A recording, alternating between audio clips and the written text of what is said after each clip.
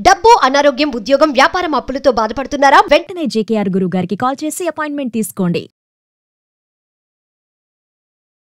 Hi viewers, India's largest digital media network Suman టీవీకి స్వాగతం. ప్రస్తుతం మనతో ఉన్నారు motivational speaker and emotional wellness coach హరిత. నమస్తే హరిత. నమస్తే. హరిత, నిన్న న్యూస్ చూస్తే అసలు బాధ వేస్తుంది. చాలా మందికి అది కామెడీగా ఉంది. ఎందుకు అంటే, ఎంత అందంగా భార్య ఉంటే మాత్రం, ముక్కు ఎంత చక్కగా ఉంటే మాత్రం భర్తకి కొరికి తినేంత రొమాంటిక్ గా ఉంటాడా? దాన్ని రొమాన్స్ అన్నాడు. ఇది పెద్ద వైలెన్స్ లాగే ఉంది. అదే అంటారు చూడండి, అప్పుడప్పుడు ఆ వాడికి పూలని అమ్మాయిని చూపించడం అన్నట్టుంది ఆడి పరిస్థితి. ఘోరంగా ముక్కును కొరికి తినడం ఏంటి, ఆ ఫింగర్స్ ని కొరికి తినడం ఏంటి హరిత? ప్రేమ ఎక్కడికి వెళ్తుంది?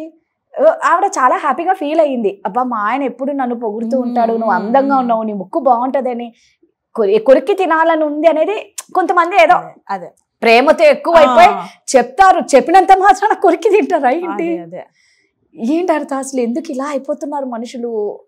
మందు తాగితే నువ్వు ముక్కు తింటున్నావా ముక్క తింటున్నావా కూడా తెలియకుండా ఉంటుందా? ఎందుకు ఇలా అంత వర్స్ట్ గా బిహేవ్ చేయడం? ఇందులో రెండు ఎమోషన్స్ ఉన్నాయి రాధా. ఒకటి జాలి, దయా గుణం లేకపోవటం.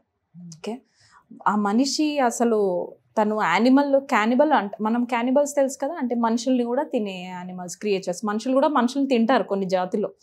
వాళ్ళు ఎక్కడుంటారు, ఎక్కడో దీవుల్లో. ఇంకా వాళ్ళకి ఇంకా ఆ మనిషి ఇంకా చనిపోవటమో ఏదో జరిగితే ఇంకా వాళ్ళు తింటామో చేస్తారు, ఇంకే ఫుడ్ లేనప్పుడు. వాళ్ళకి ఎప్పుడు సర్వైవల్ స్కిల్స్ జీరో ఉన్నప్పుడు, నీకు చుట్టూతే ఇంకేమీ లేవు అన్నప్పుడు.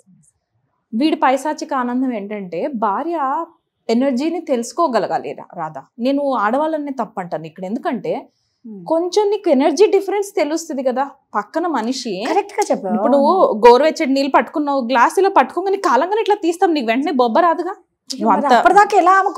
ఆ అమ్మాయికి అతను ఇండికేషన్స్ చాలా ఇచ్చిన తర్వాతనే ఫిజికల్ దాకా వెళ్తారు రాధా. ఏ రిలేషన్షిప్ అయినా. ఈ అమ్మాయి ముక్కుదే నేను అనట్లే, ఏ కేసు అయినా సరే నేను కొట్టి తిట్టే దాకా వెళ్తున్నాడు అని అంటేనే నీకు అక్కడ ఆల్రెడీ ఇండికేషన్స్ చాలా ఫ్లాగ్స్ వెళ్ళిపోయాయి. Red flag, red flag, red flag, red flag, అలా ఎన్ని ఫ్లాగ్స్ తర్వాత వీళ్ళు ఇక్కడ దాకా వస్తుందో తెలుసా? వాళ్ళు ఆల్రెడీ ఇండికేషన్స్ ఇచ్చేస్తారు దట్ వాళ్ళ కంట్రోల్లో లేరు అని. ఆ కంట్రోల్ లేనప్పుడే మనిషిని వీళ్ళు ఏం చేస్తారంటే, కోపింగ్ మెకానిజం గురించి మనం ఒకసారి ఒక వీడియో కూడా మాట్లాడాం. కొన్ని డాగ్స్కి ఎలక్ట్రిక్ షాక్ ఇచ్చి చెక్ చేశారు. 3 సెట్స్ చేసేసి ఒక సెట్కి ఎలక్ట్రిక్ షాక్ ఇవ్వటం, ఒక సెట్కి ఎలక్ట్రిక్ షాక్ ఇచ్చి తప్పించుకునే మార్గం క్రియేట్ చేయటం, ఇంకో దానికి అసలు ఎలక్ట్రిక్ షాక్ ఇవ్వకపోవటం. ఈ బీసీ ఈజీగా తప్పించుకున్నాయి. తర్వాత నిజంగానే ఏదైనా దారి ఉన్నా కూడా ఏ అనే హెల్ప్లెస్ డాగ్స్కి అసలు నీకు తప్పించుకునే దారే ఫస్ట్ టైం క్రియేట్ చేయలేదు కాబట్టి అవి ప్యాటర్న్స్కి అలవాటు పడిపోయినాయి. ఇంక నేను తప్పించుకోలేదు అది నమ్మేసిని. ఆ బ్రెయిన్ ఏం చేసిందంటే, ఆ పెయిన్ని భరించడం నేర్చేసుకుని అందులోంచి తప్పించుకోవాలి అని ఎక్స్పెరిమెంట్ చేసి నేను దిగాలి అన్న ధైర్యం కూడా చేయలేవు. ఎలిఫెంట్ కూడా ఉంది చూసావా, మనకి స్టార్టింగ్ లో చెప్తారు. బేబీ ఎలిఫెంట్ కింద ఉన్నప్పుడు దానికి కాళ్ళకి సంకెళ్ళు వేస్తారు. అది ఎంత ట్రై చేసినా ఆ సంకెళ్ళని తెంపుకోలేదన్నమాట. దానికంటే బలమైనది వేస్తారు, ఇంత లావు చైన్స్ వేస్తారు. అది ఎఫర్ట్ పెట్టి పెట్టి పెట్టి పెట్టి 1 సంవత్సరం ట్రై చేస్తుంది, తర్వాత అది వదిలేస్తుంది. నేను ట్రై చేయొచ్చు, నేను ఫ్రీ అవ్వచ్చు, ఇండిపెండెంట్ అవ్వచ్చు అన్న ఆ థాట్ని వదిలేస్తుంది. వదిలేసిన తర్వాత వీళ్ళు ఏం చేస్తారు, ఇప్పుడు ఇది థ్రెషోల్డ్కి రీచ్ అయిపోయింది, ఇంకా వెళ్ళదు ఎలిఫెంట్, మనకు బానిస అయిపోయింది అని అనుకున్నప్పుడు వాడు ఏం చేస్తాడు, చిన్న చైన్ వేస్తాడు. చిన్నది సన్న చైన్. ఒకసారి ఇలా లాగితే ఎలిఫెంట్ వెళ్ళిపోగలదు, కానీ అది ఇంకా ట్రై చేయడం మానేస్తుంది.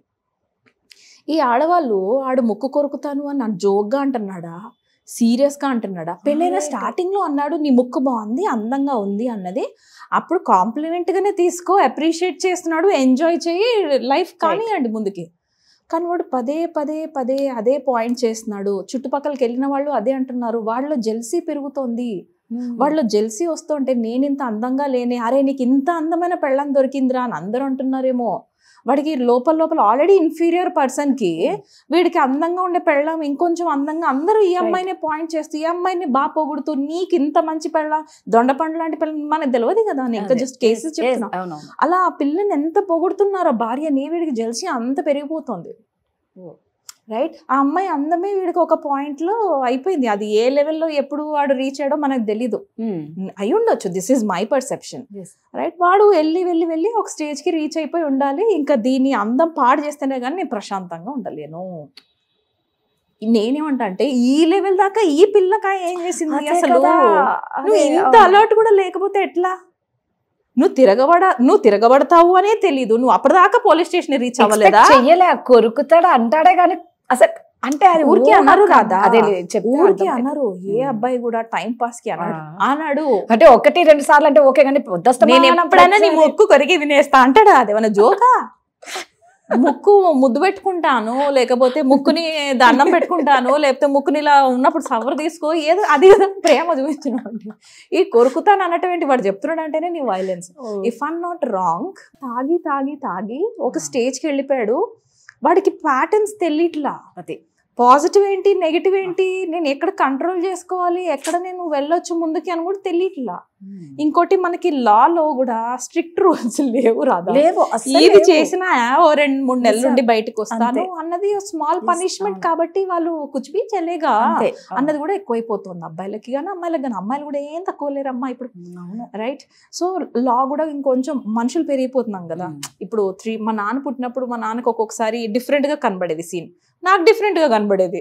ఎవ్రీ టైం ఆర్గ్యుమెంట్ కాదు కానీ నాకు చిన్నగా కనిపించేది, డాడీకి పెద్దగా కనిపించేది. కొన్ని మా డాడీకి చిన్నగా కనిపించేది, నాకు పెద్దగా కనిపించేది. ఏంటి డిఫరెన్స్ అని చూస్తే మా నాన్న పుట్టినప్పుడు 370 crores మాత్రమే ఉంది పాపులేషన్ వరల్డ్.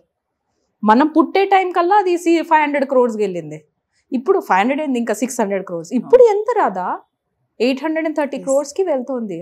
నువ్వు పాపులేషన్ పెరుగుతోంది, నీకు ఉన్న ప్లేస్ తగ్గిపోతుంది, పాజిటివ్ మైండ్ సెట్ రావట్లేదు. మనం యానిమల్స్ పైన ఫుడ్ పైన తింటేనే కానీ బతకలేని స్టేజ్ కి మనిషి వెళ్ళిపోయాడు. నీ బటర్ కట్ చేస్తూ నేను చూస్తాను కదా, పన్నీర్ ఎంత ఈజీగా కట్ చేస్తున్నారో అంత ఈజీగా ఇక్కడ మేక తలకాయలు ఇవి కూడా ఇలా ఇలా ఇలా ఇలా హాయిగా కోసేస్తున్నారు. చాలా నువ్వు వైలెన్స్ ఆ రేంజ్ కి పెరిగిపోయినప్పుడు ఆ ముక్కు ప్లేస్ లో ఇంకేదన్నా వచ్చేసేయచ్చు, నో ప్రాబ్లం. ఇప్పుడు ఎందుకు చాప్ చేసేస్తున్నారు? ఆ చేతికి ఆ చాపు చాపు చాపు చాపు వాడు ఎన్ని మటన్ కట్ చేస్తున్నాడు, లేకపోతే ఎంత మటన్ అని అనివాలని వాళ్ళకి ఆ కటింగ్ ఆల్రెడీ ఉంది హ్యాబిట్ లో. సో వాళ్ళకి అంత పెద్ద అనిపించట్లేదు. అదో ఖచ్చితంగా జైసా వృత్తి వైసా దృష్టి అంటారు. నీ వృత్తి ఏంటి? చెప్పులు కుట్టేవాడికి ఫస్ట్ నీ చెప్పులే స్కాన్ చేస్తాడు కదా, అంతే. నువ్వు అని చూసి నేను జడ్జ్ చేస్తాడు. ఓహో ఈ అమ్మాయి లోకల్ కొనిందా, ఈ అమ్మాయి బాటా కొనిందా, నీ జడ్జిమెంట్ ని బట్టి వాడు నీతో మాట్లాడతాడు, ఇచ్చే రెస్పెక్ట్. మరి వీళ్ళ వృత్తి ఏంటి? నువ్వు త్రూ అవుట్ ద డే, ఇప్పుడు నువ్వు షాప్ కీపర్ అనుకో, నీ ఆలోచన విధానం వేరుంటది. నువ్వు హ్యాండ్ బ్యాగ్ సెల్లింగ్ అనుకో, నీ లెదర్ వేసుకుందా, నీది బ్రాండెడా కాదని వాడు చూసేది ఒకలా ఉంటుంది. చీరలు అమ్మేవాళ్ళు అనుకో, ఇది నేత చీర, సిల్క్ చీరనా, ఇది రోడ్ మీద దొరికే చిన్న వాళ్ళు ఈజీగా జడ్జ్ చేస్తారు. మరి నీ వృత్తి ఏంటి? వాడు ఉండేదే పొద్దున్న సాయంత్రం దాకా బెల్ట్ షాప్స్ లో అనుకుందాం. వాడు ఆబ్వియస్లీ అది మందు అంటే గుడ్ అని అనుకుంటాడు కదా, లేకపోతే బెల్ట్ షాప్ దాకా ఎందుకు వెళ్తాడు? వాళ్ళకి ఏమవుతుందంటే కర్మ డబల్ డబల్ డబల్ త్రిబుల్ స్లోగా యాడ్ అవుతూ వెళ్తుంటుంది. కర్మ ఫిలాసఫీ ఈజ్ వెరీ డీప్. మనం కళ్ళకు కనబడింది అంత అనుకుంటాం. రీసెంట్గా ఒక అమ్మాయి వీడియోలో చెప్పింది, నాకు 28 yearsకి క్యాన్సర్ వచ్చింది. So I went back. నాకు ఎందుకు వచ్చింది అని వెనక్కి చెక్ చేసుకుంటే డైలీ 2 glasses ఆఫ్ మిల్క్ తాగేదాన్ని. మిల్క్లో ఉండే ఈ ఎమల్సిఫైయర్స్ కానీ ఇవి కానీ నా క్యాన్సర్కి కారణం, కాబట్టి నేను మానేశాను, మీరు కూడా మానేయండి అని చెప్పింది. నేను ప్యారలల్గా నేను కోర్స్ ఫాలో అవుతున్నాను. నేను కోర్స్ తీసుకున్న ప్రస్తుతం న్యూట్రిషన్ కోర్స్. మా మేడం చాలా క్లియర్గా చెప్పింది, ఎవ్రీథింగ్ ఇస్, ఈరోజు నువ్వు పాయిజన్ కొట్టకుండా నువ్వు పంటే రావట్లేదు. నువ్వు పురుగుల మందు కొడుతున్నావు అంటేనా చనిపోవడానికి వేస్తున్నావు. నువ్వు అదే ఫుడ్ మళ్ళీ తింటున్నావు. ఆబ్వియస్లీ నువ్వు కూడా నీకు స్లో పాయిజనే ఇస్తున్నావు బాడీకి. So don't think much about ఫ్యూచర్లో ఎవడు ఎలా దేంతో పోతాడో ఎవడికి తెలీదు. నాకు అది వస్తుందేమో అని నువ్వు ఇప్పుడే అమ్మో నేను పాయిజన్ తాగుతున్నా అనుకుంటూ పాలు తాగుతావు, చూసావా? That is important. నువ్వు ఏ ఎనర్జీతోని మిల్క్ తాగుతున్నావు అన్నది important. And she said 1 glass of milk or 2 glasses of milk, no problem, ధైర్యంగా తాగండి అని ఈమె చెప్పింది. She is a nutritionist and she has 25+ experience years plus. నేను ఆబ్వియస్లీ ఈమె మాట నేను వింటాను, రైట్? ఎందుకు నేను చెప్తున్నా, దిస్ ఈజ్ మై చాయిస్. అలా అంటే మామూలుగా అందరికీ రావాలి. నేను అంటుంది అదే, తను పడ్డ బాధలో నుంచి తను ఆ సొల్యూషన్ వెతుక్కుంది, తను నలుగురికి చెప్తుంది. అలాంటి బాధలు పడ్డ వాళ్ళు ఆమె దగ్గరికి వెళ్తారు, రైట్? ఈవిడ చెప్పింది నాకు కరెక్ట్ అనిపిస్తుంది కాబట్టి నేను ఈవిడని చూస్ చేసుకున్నా, నేను ఇది ఫాలో అవుతున్నాను. అలా లైఫ్ లో మనం ముందుకు వెళ్ళాలంటే, ఇప్పుడు ఇంత అమ్మాయి కనీసం ముక్కు కొరుకుతున్నాడు అంటే ఎన్ని రెడ్ ఫ్లాగ్స్, ఎంతమంది ఎన్ని ఇండికేషన్స్ వచ్చి ఉంటాయి. నువ్వు ఏ పార్టీస్కి వెళ్తుంటే నీ మొగుడిని చులకనగా చూస్తుంటే కూడా ఈమె నెగ్లెక్ట్ చేసుకుంటూ ముందుకు వెళ్ళుండొచ్చు.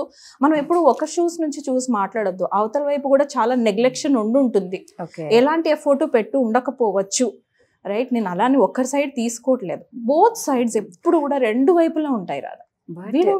ముక్కు కొరకడం అనేది చాలా దారుణం కదా హరిత. అది అది చాలా మందికి కామెడీగా ఉంది కానీ కామెంట్స్ లో చూస్తే, కానీ అది నిజంగా అది చాలా సెన్సిటివ్ మ్యాటర్. మనకి తెలీదు. వెనక్కి వెళ్ళి గ్రౌండ్ చెకింగ్ చేస్తే వాడికి ఏం ట్రిగ్గర్ అయ్యి ఇంతవరకు వచ్చాడన్నది తెలీదు. యాక్షన్ లోకి వచ్చాడు. ఇప్పుడు మర్డర్ చేసిన వాడు స్ట్రైట్ తీసుకెళ్ళిపోయి వాడిని వేసేస్తారు. బ్యాక్గ్రౌండ్ చెకింగ్ చేస్తే వాడికి ఆల్రెడీ ట్రామా ఉండుంటది. వాడికి ఇక్కడ ఇదే అమ్మాయి చిన్నప్పుడు వాళ్ళ అమ్మ కొడుతూ కొడుతూ కొడుతూ సపోజ్ అని ఒక మాట అనింది. ఈ అమ్మాయి భార్య ఆ ఒక్క వర్డ్ యూస్ చేయగానే వాడు అమ్మని ఏదైతే చేయాలనుకుని ఇక్కడ ఈ భార్యని చేసేస్తాడు. ఎందుకంటే అక్కడ పవర్లెస్ ఉన్నాడు, ఇక్కడ పవర్ వచ్చింది వీడికి. Right, we don't know. మన అందరం ట్రామా హబ్లమే. ప్రతి ఒక్కరి పాస్ట్ లోనే ఏదో ఒకటి ఉంటుంది. ఎందుకు చైనాలో కూడా ఇలాంటి కేసు ఒక 9 years బ్యాక్ జరిగింది. ఆవిడ వర్క్ చేస్తూ మార్నింగ్ టు ఈవినింగ్ దాకా అవర్స్ ఎక్కువైపోయి ఇంకా పనిలో పడిపోయి హస్బెండ్ కి జస్ట్ ఇన్ఫార్మ్ చేయడం మర్చిపోయింది, నేను ఇట్లా లేట్గా వస్తాను అని. ఈ హస్బెండ్ రిపీటెడ్ గా కాల్స్ చేశాడు, అమ్మాయి ఎత్తలేదు. వీడు అనుకున్నాడు నన్ను ఇగ్నోర్ చేస్తోంది, కావాలనే నాకు కాల్స్ ఎత్తలేదు అని. వీడు స్ట్రైట్గా వచ్చేసాడు అమ్మాయి ఆఫీస్కి. పాపం అమ్మాయి పని చేస్తోంది పాపం, అయినా కానీ అమ్మాయిని పట్టుకొని ముక్కు కొరికేశాడు. This is a case already happened. Right, మనం చెప్పలేము అలా. అక్కడ ఏ కేసెస్ చాలా ఉన్నాయి రాదా. సో కొంచెం మీరు కొంచెం మనం అలర్ట్ గా ఉంటే బెటర్ కదా. నిజం, అది చాలా ఇంపార్టెంట్. హరిత ఎలాగో వెబినార్ క్లాసెస్ స్టార్ట్ చేస్తుందండి సెల్ఫ్ లవ్ గురించి. సో ఒక్కసారి ఆ క్లాస్ డీటెయిల్స్ మా వ్యూయర్స్ కి. మనకి అన్నీ వచ్చు రాదా, మనందరికీ అన్నీ తెలుసు. ఏ ప్రాబ్లంకి ఏ సొల్యూషన్ కూడా తెలుసు, ఎవ్రీబడి నోస్. కానీ ఏం చేస్తామంటే ఆ లర్న్ హెల్ప్లెస్నెస్ అంటారు కదా, ఇంకంతే నా జీవితం ఇంతే, నా జీవితం ఇంతకంటే బాగుపడదు, ఇతన్ని కట్టుకున్నాం కాబట్టి నేను లైఫ్ లాంగ్ ఇలానే ఉండాలి లాంటి లిమిటింగ్ బిలీఫ్స్ లో మనకి మనమే జీవితాన్ని నాశనం చేసుకుంటాం. ఇంకెవ్వరు చేయట్లేదు రాదా. దాని గురించి మనం డిజైన్ చేసింది సెల్ఫ్ లవ్. ఎక్కువ కూడా కాదు, జస్ట్ 5 hours. ఆ 5 hours సెషన్స్ లో మనం ఇచ్చే ఇన్సైట్స్ ఎలా ఉంటాయంటే, నేను చెప్పను, వాళ్ళు కూడా రాస్తారు. వాళ్ళు రాసినప్పుడు డిఫరెంట్ పీపుల్ కదా, different people, different perspectives of life. వాళ్ళు రాసినప్పుడు వాళ్ళకి తెలుస్తుంది, ఓ మై గాడ్ నేను ఇక్కడ మిస్టేక్ జరిగింది అని.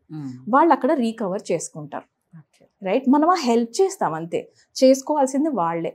సో నెక్స్ట్ వీక్ మన సెల్ఫ్ లవ్ సెషన్స్లో మనం చేసేదే ఇది. వాళ్ళకి ఇంట్రెస్టెడ్ ఉంటే ఎన్రోల్ అయ్యారంటే మాత్రం మనం నాది ఏంటి జాబ్ నేను మాట్లాడతాను, హీల్ చేస్తాను. Because I'm Born for this service.